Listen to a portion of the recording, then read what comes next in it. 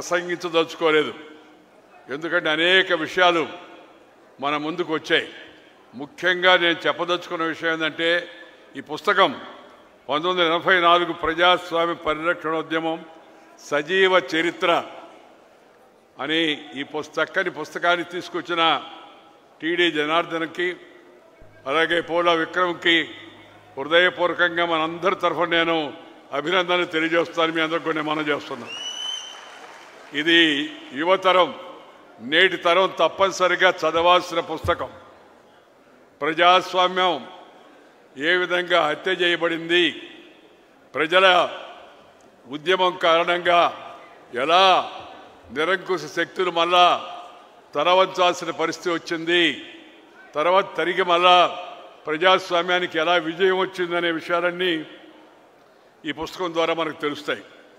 నేనేమనుకుంటున్నానంటే, చంద్రబాబు నాయుడు గారు కూడా చెప్తున్నాను, ఎన్టీ రామారావు గారి జీవిత చరిత్రను ఈ ప్రజాస్వామ్య పరిరక్షణ కూడా ఒక పాఠ్యాంశంగా చేర్చాల్సిన అవసరం ఎంతో ఉంది. కొత్త తరం, యువతరం ఆయన జీవితాన్ని తెలుసుకోవాల్సిన అవసరం ఎంతో ఉంది.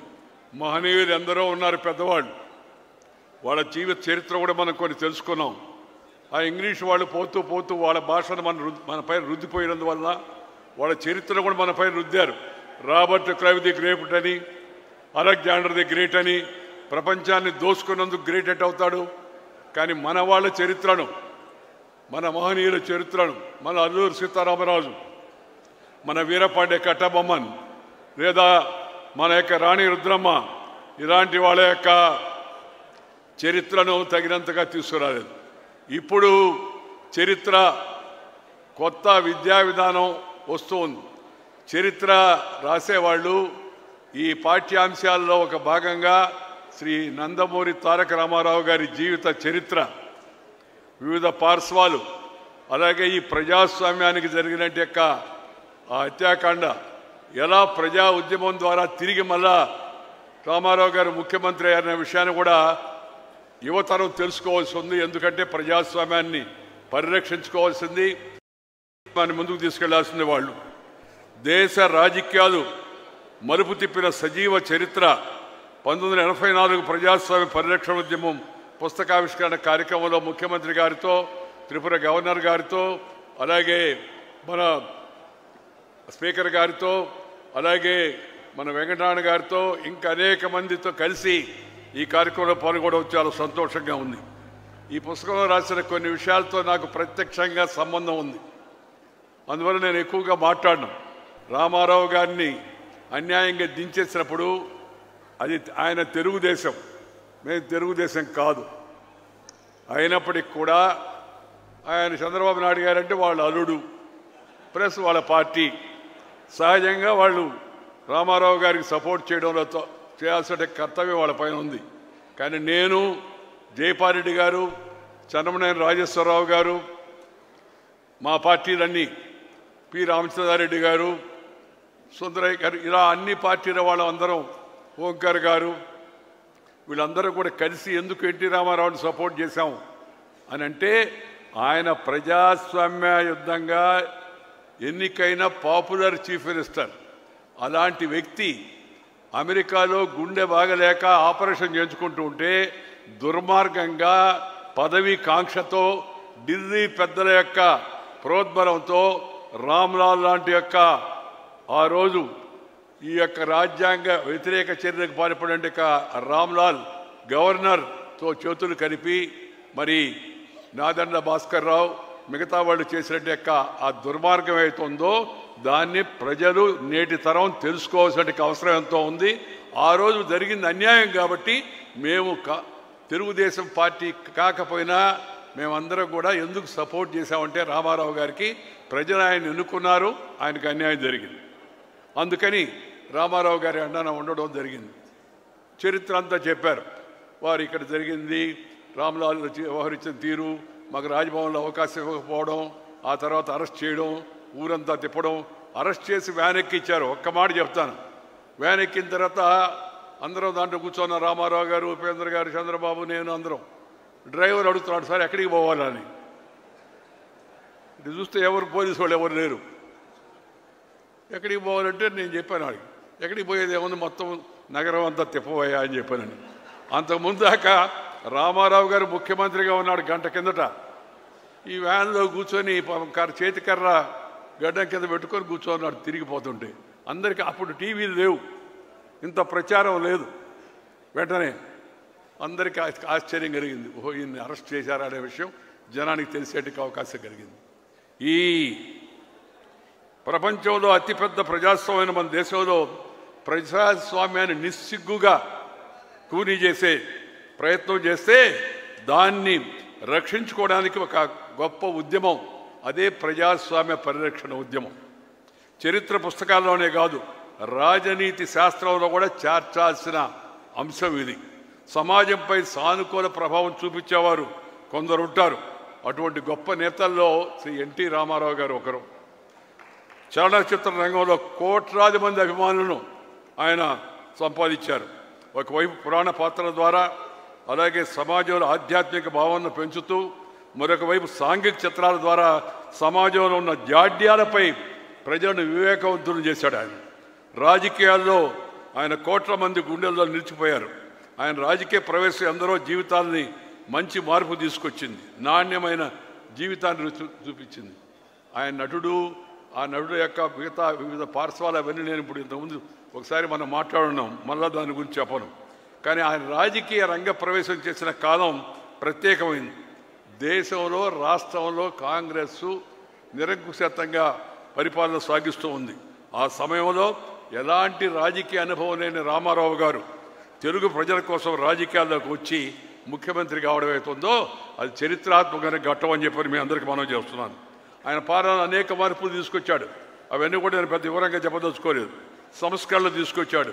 అప్పుడే ₹2 కిలో బియ్యం పెట్టాడు. ఇప్పుడు మోడీ గారు కూడా దాన్ని ఇవాళ కొనసాగిస్తున్నారు. మహిళలకు ఆస్తిలో సమాన హక్కు ఇచ్చాడు. ఇది సమాజానికి చాలా అవసరం. దేశం అంతా కూడా దాన్ని చక్కగా అమలు చేయాల్సిన అవసరంతో ఉంది. మండల వ్యవస్థ పరిపాలన వికేంద్రీకరణ చేసి, అంతా కేంద్రం కాకుండా వికేంద్రీకరణ చేసి, సబ్ రిజిస్టర్ ఆఫీస్ కానించి తాలూకా ఆఫీస్ కానించి మండల వ్యవస్థ ద్వారా తీసుకొచ్చి వికేంద్రీకరణ పలికాడు. అలాగే వెనుకబడిన వర్గాలకు అందరూ మాట్లాడేవాళ్ళే కానీ చేసి చూపించిన మొట్టమొదటి వ్యక్తి ఎన్టీ రామారావు గారు. వెనుకబడిన వర్గాలకు జిల్లా పరిషత్ చైర్మన్లు కూడా వచ్చేటికి అవకాశం రామారావు గారి వల్ల లభించింది. ఆయన ఈ జరిగిన ఆయన అలాంటి మంచి వ్యక్తికి జరిగినట్టు యొక్క ఈ అన్యాయాన్ని తిరిగి మళ్ళా న్యాయం జరిగేట్టుగా చూడడంలో ప్రజల పాత్ర చాలా ముఖ్యమైనది.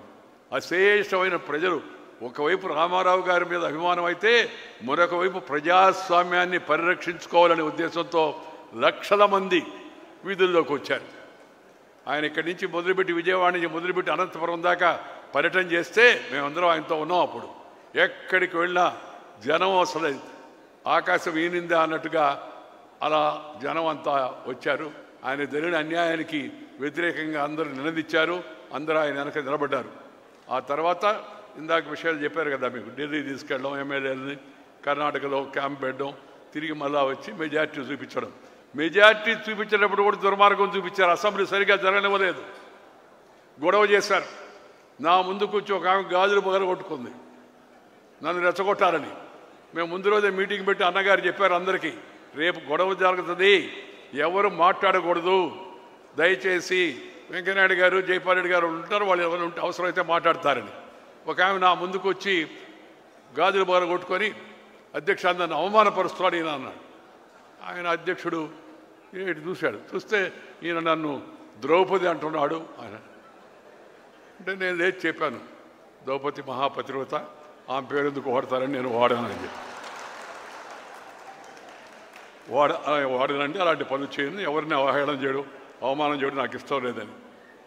అసెంబ్లీలో మెజార్టీ ఉందని తెలిసి కూడా ఆఖరి వరకు అధికారాన్ని పట్టుకొని వేలాడేట్టుగా చేశారు. తర్వాత చెప్తారు వాళ్ళు మేము మెజార్టీ ఉందని. మెజార్టీ రుజువైన తర్వాత కూడా వాళ్ళు అసెంబ్లీ సాక్షిగా అది ఎక్కడ రుజువు అవుతుందని అసెంబ్లీని సరిగా జరగనివ్వకుండా అనేక రకాల దుర్మార్గాలు ఆ రోజు చేయడం కూడా జరిగింది. ఈ శాసనసభ్యులు స్టూడియోలో ఉన్నప్పుడు తీసుకెళ్దామని ప్రయత్నం చేశారు. ఈ ఇందర్సేన్ రెడ్డి గారిని అప్పుడు ఆ స్టూడియో బయట కాపలాకి మనుషులందరూ తీసుకొచ్చి పెట్టి పని చంద్రశేఖర్ రెడ్డి గారికి పెట్టాము. అప్పుడు లోపల ఉండి వ్యూహరచన మిగతా విషయాలు నేను చూస్తుంటే వాళ్ళకి కావాల్సిన ఏర్పాట్లు మిగతా వసతి పద్ధతి అంతా కూడా చంద్రబాబు నాయుడు గారు చూశారు. అలా వాళ్ళని కాపాడుకొని ఇక్కడి నుంచి ఢిల్లీ తీసుకెళ్తుంటే దారి పొడవునా రైల్వే స్టేషన్ పైన దాడి చేయించారు. తిరిగి మళ్ళీ అక్కడ దాని ఆఖరికి ఢిల్లీకి పోతే మేము ఆలస్యంగా వచ్చామని చెప్పి జైల్ సింగ్ గారిని ఢిల్లీ నుంచి నార్త్ ఈస్ట్కి వెళ్ళి పొమ్మని చెప్పింది ఇందిరాగాంధీ. మీరు అపాయింట్మెంటు లేట్ అయిపోయింది అందుకని ఇవ్వద్దని. ఆయన జైల్ సింగ్ గారికి వాజ్పేయి గారు ఈయన రామారావు గారు అంటే అభిమానంకు ఆయన స్వామీజీ అంటుండేవాడు రామారావు గారిని చూసి. అటు రెండోది వాజ్పేయి గారు అద్వానీ గారు మాట్లాడారు, మీరు మాట ఇచ్చారు లేట్ అయినా కూడా ఉండి వాళ్ళ సంఖ్య ఉందని అది చూడండి అని. మేమందరం ఎమ్మెల్యేలు అక్కడికి వెళితే ఇంకా విచిత్రం. ఎమ్మెల్యేలు అందరం వెళ్ళి ఆయన కలిసాము, ఆయన చూశాడు. టీ తాగండి అన్నాడు గౌరవంగా. పాపం రాష్ట్రపతి గారు టీ తాగుతుంటే నాకు ఒక ఏడీసీ వచ్చి చెప్పాడు, సార్ నాయుడు గారు పక్కకు రండి అన్నాడు. ఏమన్నాను, అప్పుడు ఇవన్నీ లేవు టీవీలు ఇవన్నీ, టెలిప్రింటర్ ఉంది అక్కడికి వచ్చి చూడండి అన్నాడు. చూస్తే ఢిల్లీలో ఎవరైతే ఉన్నారో ఎమ్మెల్యేలు వాళ్ళలో కొంతమంది ఎమ్మెల్యేలు హైదరాబాదులో రాజ్భవన్ ముందు పెరేడ్ చేశారని. నేను ఇక్కడున్న మనుషుడు అక్కడిట పెరేడ్ చేస్తారని ఆశ్చర్యం కలిగింది. వెంటనే నేను రామోజీరావు గారికి ఫోన్ చేసి, సార్ ఆ ఎమ్మెల్యేలు ఎవరో వాళ్ళ పేరు కాస్త దయచేసి పంపించండి అని పేరు ఆయన కొద్దిసేపటికి పంపించాడు. పంపించిన తర్వాత రఘురాయ్ అని ఒక ఫోటోగ్రాఫర్ ఉన్నాడు ఇండియా టుడేలో. ఆ రఘురాయ్ గారిని అద్వానీ గారి ద్వారా పిలిపించి రామారావు గారిని బయట ఈ ఎమ్మెల్యేలందరినీ ఎవరైతే హైదరాబాద్లో ఉన్నారో ఆ ఎమ్మెల్యేలని ఢిల్లీలో రాష్ట్రపతి భవన్ బయట రామారావు గారి మధ్యలో కూర్చొని వాళ్ళు ఆ పక్క ఈ పక్క నిలబడి ఆ ఫోటో తీయించాం. ఫోటో అప్పుడు పంపించడానికి కూడా ఇదే ఫ్యాక్స్ లేదు. అప్పుడు సాయంత్రం మన సాయికృష్ణ రామారావు గారి కుమారుడు ద్వారా మరి డాక్టర్ శ్రీనివాస్ గారు ఎవరిని పట్టుకొని టికెట్ సంపాదించి ఆయన ద్వారా పంపిస్తే మేము రామోజీరావు గారికి ఇండియన్ ఎక్స్ప్రెస్ ఎడిటర్కి ఫోన్ చేసి పేపర్ కాస్త ఆపండి, ఇప్పుడైతే బాగా ఫాస్ట్ అయిపోయింది, అప్పుడు పేపర్ 10 గంటలకు అయిపోయేది, పేపర్ ఆపండి ఈ ఫోటో వస్తుందని. వచ్చిందాక వాళ్ళు ఆపారు, ఫోటో వేశారు. అసలు ఢిల్లీలో నకిలీ హైదరాబాదులో అని మరుసటి రోజు పతాక శీర్షికలో వచ్చింది. దాంతో అతను కుట్ర ఇదైపోయింది. అంత దుర్మార్గం అనమాట. ఎక్కడ మనుషులు ఉండి చూపిస్తుంటే కూడా తను ఇక్కడ ఉంటే ఎవరు నిజం ఎవరు కాదని అడిగి తెలుస్తుంది. ఆ ఫోటో రాబట్టి సరిపోయింది. కానీ ఆ విధంగా అనేక రకాలుగా ప్రజాస్వామ్యాన్ని వంచే ప్రయత్నం చేశారు. దాన్ని ప్రజల యొక్క మద్దతు ఉండబట్టి ఆయన మీద అశేషమైన అభిమానం ఒక పక్క, దాంతోపాటు ప్రజాస్వామ్య పరిరక్షణ కోసం ప్రజలందరూ గట్టిగా నిలబడబట్టి అన్ని రాజకీయ పక్షాలు ఏకత్రాటిపై రాబట్టి తిరిగి మళ్ళా ఎన్టీ రామారావు గారు గౌరవంగా ముఖ్యమంత్రి అయ్యేటికి అవకాశం లభించింది. ఆయన ముఖ్యమంత్రి అయిన తర్వాత నన్ను జయపాల్ గారిని పిలిచి, బ్రదర్ మీరిద్దరు మాకు బాగా మద్దతుగా నిలబడ్డారు, మీరిద్దరు ప్రభుత్వంలో చేరండి మంత్రులుగా అన్నాడు. అంటే మేము చెప్పాము, మేమిద్దరం ఆడుకున్నాం, మాకు విషయాలు కూడా తెలుసు కదా, మేము చేరవండి అన్నాం. ఏమండి అన్నాడు, మేము వేరే పార్టీలో ఉన్నాం, మేము ఎందుకు చేస్తామంటే ఆయన తెలివిగా మీరు పార్టీ మారబడలేదు, మిత్రపక్షాలుగా అందరం కలిసి మిశ్రమ ప్రభుత్వం ఏర్పాటు చేద్దాం అన్నాడు. నేను రామారావు గారి తెలివికి ఆశ్చర్యపోయాను, ఈయనకి ఎవరు చెప్పారా ఈ విషయం అని చెప్పారండి. సరే అయినా కూడా చెప్పాము, మేము ప్రజాస్వామ్య పరిరక్షణ కోసం సిద్ధాంతం కోసం వచ్చామే కానీ పదవి కోసం రాలేదు, పదవి తీసుకోమని గౌరవంగా సున్నితంగా ఆయనకు చెప్పడం జరిగింది. ఈ సందర్భంగా రామారావు గారు రాక ఆయన ముఖ్యమంత్రి, తెలుగుదేశం పార్టీ ఏర్పాటు, ముఖ్యమంత్రి కావడం, అలాగే ప్రజాస్వామ్యానికి జరిగిన ఈ అన్యాయం దాన్ని ఎదుర్కోవడంలో ప్రజలు చూపించినట్టు చొరవతో పాటు ముఖ్యంగా ఇంకొక వ్యక్తిని కూడా మనం గుర్తు చేసుకోవాల్సి ఉంది. స్వర్గీయ రామోజీరావు గారు ఈనాడు పత్రిక నిర్వర్తించిన పాత్ర ఏతుందో అది చాలా గణనీయమైంది. ప్రతి విషయాన్ని ఆయన చక్కని మార్గదర్శనం చేసి సమాచారాన్ని సేకరించి ఆ సమాచారాన్ని అంతా వీళ్ళకి అందజేసి మంచి అభ్యర్థుల ఎంపిక దగ్గర నుంచి జరిగినట్టు దుర్మార్గాన్ని మళ్ళా ప్రజలకు కళ్ళగట్టేట్టుగా చూపించిన విషయం వరకు రామోజీరావు గారు చాలా గట్టిగా సిద్ధాంతపరంగా నిర్ణయం తీసుకొని ఆయన పత్రిక చాలా గట్టిగా నిలబడింది. అందువల్ల ఈ సందర్భంగా ఆయన కూడా మన మధ్య లేడు కాబట్టి ఆయన కూడా స్మరించుకోవాల్సిన ప్రజాస్వామ్య పరిరక్షణకు ఆయన చేసిన కృషిని కూడా మనందరం గుర్తు చేసుకోవాల్సిన అవసరం ఎంతో ఉందని ఈ సందర్భంగా మీ అందరికీ మనం చేస్తున్నాను. నేను ఆఖరిగా ఇప్పుడు ముఖ్యమంత్రి గారు కూడా ఉన్నారు కాబట్టి ఆయన చాలా తెలివిగా నాకన్నా ముందే మాట్లాడాడు. ముఖ్యమంత్రి మాట కూడా చెప్పాడు, తెలుగు కేంద్రం ఇక్కడ పెడితే రామారావు గారి విగ్రహం తప్పనిసరిగా నేను మన ఫోన్లో కూడా చెప్పాను, తెలుగు భాషకు ప్రాధాన్యత ఉండాలా. ప్రాచీన తెలుగు అధ్యయన కేంద్రం మైసూరులో ఉంటే నేను ఆ రోజు దాన్ని అక్కడి నుంచి తీసుకొచ్చి మైసూరులో ఉండవేంది తెలుగు అధ్యయన కేంద్రం అని ఆంధ్రప్రదేశ్ ఉండాలని తాత్కాలికంగా ఎవరు ముందుకు రాలేదు కాబట్టి నెల్లూరులో మా అమ్మాయి స్వర్ణభారత ట్రస్ట్లో భవనం ఇచ్చి దాన్ని తాత్కాలికంగా అక్కడ ఏర్పాటు చేశాం. దాన్ని అమరావతికి తీసుకొస్తానన్నా దాంతోపాటు ఎన్టీ రామారావు గారి పెద్ద విగ్రహం పెట్టి గుర్తుగా ఏర్పాటు చేద్దామన్నా నాకు ఎలాంటి అభ్యంతరం లేదు. నేను కోరేది ఒకటే, రామారావు గారు మీద మాకు అభిమానానికి ఒకటి కాంగ్రెస్ వ్యతిరేకత, రెండు ఆయన భారతీయ సంస్కృతి పట్ల తెలుగు భాష పట్ల ఆయన చూపిన అభిమానం, ఆయన తెలుగు మాట్లాడే తీరు, దానికి ఇచ్చిన గౌరవం అవుతుందో దాన్ని దృష్టిలో పెట్టుకొని ఆంధ్రప్రదేశ్ ప్రభుత్వం కూడా పరిపాలన తెలుగులోనే ఉండాలి. ఎందుకంటే తెలుగు వాళ్ళకి కాబట్టి ఉత్తర్వులన్నీ తెలుగులోనే రావాలా. ఇంగ్లీష్ కావాలంటే ఒక కాపీ వేయండి వాళ్ళకి. వాళ్ళు ఏమంటారు, ఇంగ్లీష్లో ఉంటాయి, మీకు తెలుగులో కావాలంటే ఒక కాపీ వేస్తామని. మీ దయా దాక్షాలు మాకేం దయా, మేము తెలుగు వాళ్ళం, తెలుగు రాష్ట్రం, తెలుగులోనే పరిపాలన జరగాల్సిన అవసరం ఎంత ఉంది. తెలుగు రాని వాళ్ళు ఎవరైనా ఉంటే వాళ్ళకి ఒక కాపీ కావాలంటే ఇంగ్లీష్లో వేయొచ్చు. అంత ఇంగ్లీష్ వాడు నాకు తెలిసి ఆంగ్లేయులు ఎవరు ఆంధ్రప్రదేశ్లో లేరు, తెలుగు వాళ్ళే ఉన్నారు అందరూ. అందుకని తెలుగు భాషలో పరిపాలన జరగాల ఒకటి. రెండోది ప్రాథమిక విద్య పై స్థాయి విద్య కాదు, అది తెలుగులోనే జరగాల. తద్వారా తెలుగు భాషకి మనం గౌరవాన్ని ఇచ్చినట్టు అవుతుంది. తెలుగు భాష 10 కాలాల పాటు బాగా సజీవంగా బతుకుతుంది. ఈ పనిని కూడా రాష్ట్ర ప్రభుత్వం చేపట్టాలని, తెలుగు భాషకు ప్రోత్సాహాన్ని ఇవ్వాలని నేను ముఖ్యమంత్రి గారిని కోరుతున్నాను. మన భాషే మన గౌరవం, మన భాషను కాపాడితే మన ఆత్మను కాపాడుతుంటేనని రామారావు గారు కూడా చెప్పారు. అందువల్ల ఆయన మీద గౌరవంతో మనకి ఈ తెలుగు భాషను రాష్ట్రంలో మరింత వ్యాపకం చేయడం కోసం కూడా చర్యలు తీసుకుంటారని చెప్పి నేను ఆశిస్తున్నాను. ప్రజలు ఆఖరిగా ఒకటే మాట నేను అందరికీ చెప్పదలుచుకుంది, ఇప్పుడంతా పాపులిజం నడుస్తూ ఉంది, అన్నీ అవి ఇవి రకరకాలన్నీ. ఆయన చాలా చేసి ఆర్థికంగా రాష్ట్రాన్ని ఏం లేకుండా చేస్తే మన ముఖ్యమంత్రి గారు కూడా నేను ఇంకా ఎక్కువ ఇస్తానన్నాడు. ఎక్కువ ఇవ్వడానికి ఇబ్బంది లేదు, ముందు ఎక్కువ ఆదాయం రావాలా, ఆ తర్వాత ఎవరికైనా ఎక్కువ ఇవ్వాలా, లేకపోతే చాలా చాలా చాలా ఇబ్బంది అవుతుంది ఆర్థికంగా. ఈ విషయాన్ని మనం గుర్తుపెట్టుకోవాల్సిన అవసరం ఎంతో ఉంది. మనం ప్రజలు ఎవరు దయా దాక్షిణ్యాల మీద ఆధారపడకుండా పేదరికాన్ని తొలగించాలనేది అటు వాజ్పేయి గారి దగ్గర నుంచి ఇప్పుడు మోడీ గారి పట్టుదల అదే, అలాగే ఇక్కడ ఎన్టీ రామారావు గారి దగ్గర నుంచి చంద్రబాబు నాయుడు గారి పట్టుదల అదే. పేదరికాన్ని పూర్తిగా తొలగించాలంటే తాత్కాలికమైన ఉచితాలతో అది సాధ్యం కాదు. ఆకలిగా ఉన్న పేదవాడికి అన్నం పెట్టాలా, తప్పనిసరిగా ఆకలిగా ఉన్న పేదవాడికి అన్నం పెట్టాలా, అది ప్రభుత్వం చేయాలి. దాంట్లో మనం ఎలాంటి తప్పుపడడానికి వీల్లేదు ప్రభుత్వాన్ని. కానీ దానితో పాటు వాళ్ళ పిల్లలు భవిష్యత్తులో సొంత కాళ్ళపై నిలబడేందుకు వాళ్ళకి తగిన శిక్షణ ఇచ్చి, ఇప్పుడు ఏదో మన స్కిల్ డెవలప్మెంట్ ఉన్నామే, తద్వారా ఆత్మవిశ్వాసాన్ని పెంచి వాళ్ళ కాళ్ళపై వాళ్ళు నిలబడేట్టుగా చేయడం అవుతుందో అన్నిటికన్నా ఉత్తమమైన కార్యక్రమం పేదరిక నిర్మూలనకు అది మంచి బలమిస్తుంది.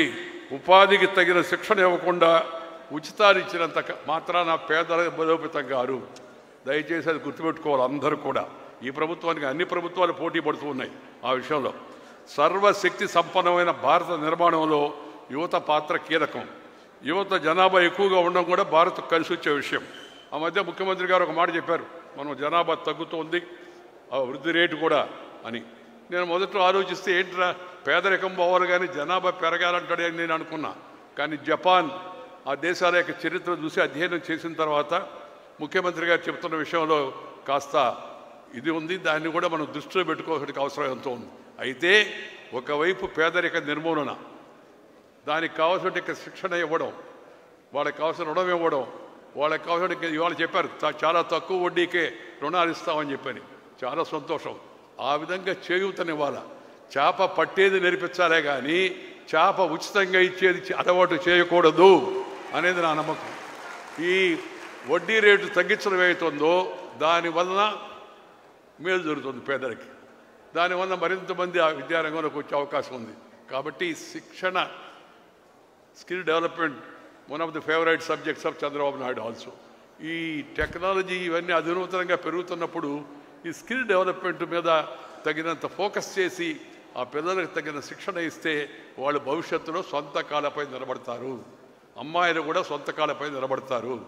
అది చాలా మంచిది. అలాంటి పని మరింత దీంతో చేయాలని నేను కోరుతున్నాను. పనిచేసే సామర్థ్యం వయస్సు ఉన్నవారికి ఉచిత పథకాలు అవసరం లేదు. నిస్సహాయులు, వృద్ధులు, ఆసరా లేని వాళ్ళు ఉంటే అలాంటి వర్గాలకు తప్పనిసరిగా ఈ ఉచితాలు మనం అందజేయాల్సిన అవసరం ఎంతో ఉంది. యువతరాన్ని, దేశాన్ని బలోపేతం చేయడమే నేటి నాయకుల యొక్క ఆశయం కావాలని శ్రీ రామారావు గారు కళ్ళగన్న ఆ పేదరిక నిర్మూలన జరగాలంటే దానికి చేయూత, నైపుణ్య శిక్షణ అని నేను భావిస్తున్నాను. దానికి మరింత ప్రాధాన్యత ఇవ్వాలని చెప్పని నేను ముఖ్యమంత్రి గారిని కోరుతూ మరొకసారి చంద్రబాబు నాయుడు పరిపాలనా దక్షుడు, దాంట్లో అనుమానం లేదు. అనుకుని నిర్ణయం తీసుకుంటే దాన్ని చేయగలడు. ఆ నిర్ణయాలు తొందరగా అమలు చేయాలనేది నేను కోరుకునేది. ఒకవైపు పోలవరాన్ని పూర్తి చేయడం, అమరావతి నగరాన్ని మంచి అభివృద్ధి పదంలో తీసుకొచ్చి దాన్ని చక్కగా మా ముందే మేమందరం తిరుగుతున్నప్పుడే ఇవన్నీ వాస్తవంగా రూపుదాల్చాలనేది మా కోరిక, ఇంకేమీ లేదు. నాకు ఇప్పుడు వయసు 76 ఏళ్ళు. పెద్దగా మా ఇద్దరికి తేడా లేకపోయినా 76 ఏళ్ళు. ఈ మిగిలిన సమయంలో ఈ అమరావతి అభివృద్ధి చెందడం, పోలవరం పూర్తయి ఆ నీరు మిగతా ప్రాంతాలకు, రాయలసీమకు కూడా పారే విధంగా చూడడం అవుతుందో ఇవి చూస్తే మనసుకు ఎంతో సంతోషం కలుగుతుంది. ఎందుకంటే నేను రాజకీయాల్లో లేను, పోటీ చేయను, పదవుల్లోకి ఇంకా రాను. ఎందుకంటే దేశంలో 2వ అత్యున్నత రాజ్యాంగ పదవి అలంకరించిన తర్వాత ఇంకే పదవిలోకి పోతాం మళ్ళా. అలాంటి ఆలోచన కూడా నాకు లేదు. నన్ను అయినా ఆ మధ్య ఎవరు అడిగారు, ఏం సార్ మీరు ఇటు తిరుగుతున్నారు, ఏమైనా ఉందా మళ్ళా అని. ఏం లేదయ్యా, జనానికి నా అభిప్రాయాలు చెప్పాలా, యువతకు నా అభిప్రాయాలు చెప్పాలా. పదవి విరమణ చేశానే కానీ పెదవి విరమణ చేయలేదు. అందుకని తిరిగి యువతలో మంచి ఉత్సాహాన్ని కలిగించేందుకు, నాకున్న అనుభవాన్ని వాళ్ళతో పంచుకునేందుకు, తద్వారా వాళ్ళని అభివృద్ధిలో పెంచుకునేందుకు ఆ ప్రయత్నం చేస్తున్నాను కానీ తప్పితే మరొక రాజకీయ కారణం లేదన్నా. కాబట్టి ముఖ్యమంత్రి గారు ఆ విషయంలో శ్రద్ధ తీసుకొని వాటికి 2కి ప్రయారిటీ ఇచ్చి త్వరగా వాటిని పూర్తి చేయించాలని, త్వరగా అంటే రాత్రి కావు కదా, తగిన సమయంలో. దాంతోపాటు తెలుగు భాషకు ప్రాధాన్యత ఇచ్చి తెలుగు మాధ్యమాన్ని మరింత గుర్తింపు తీసుకొచ్చి ఇంగ్లీష్ నేర్పించాలి, తప్పేమీ లేదు. ఇంగ్లీష్ ఎవరొద్దన్నారు? నేను ఎప్పుడు చెప్తుంటాను, తెలుగు కళ లాంటిది, ఇంగ్లీషు కళ్ళజోడు లాంటిది. కళ్ళుంటే కళ్ళద్దాలు పనిచేస్తాయి, కళ్ళు లేనివాడికి కళ్ళద్దాలు పెట్టండి. తర్వాత ఇంగ్లీష్ కూడా తప్పనిసరిగా నేర్పించాలి. ఎన్ని భాషలు నేర్చుకోవచ్చు, తెలుగు, తమిళ్, కన్నడ, మలయాళం, మరాఠీ, అస్సామీ, పంజాబీ, భోజ్పురి, ఇవన్నీ ఇంగ్లీష్ కూడా నేర్చుకోవచ్చు. ఫస్ట్ మదర్ టంగ్, తర్వాత brother tongue, later any other tongue. దాంట్లో ఎవరికి అభ్యంతరం ఉండాల్సిన అవసరం లేదు. ఈ విషయాన్ని ముఖ్యమంత్రి గారు గమనించాలని చెప్పి కోరుకుంటూ నాకు ఈ అవకాశం ఇచ్చి నన్ను పిలిచినందుకు నిర్వాహకులకు నేను ధన్యవాదాలు తెలియజేస్తూ మీరు సెలవు తీసుకుంటూ నమస్కారం. జై హింద్. ధన్యవాదాలు సార్. చివరిగా ఎన్టీఆర్ లిటరేచర్ కమిటీ సభ్యులతో అతిథులు ఒక గ్రూప్ ఫోటో దిగుతారు.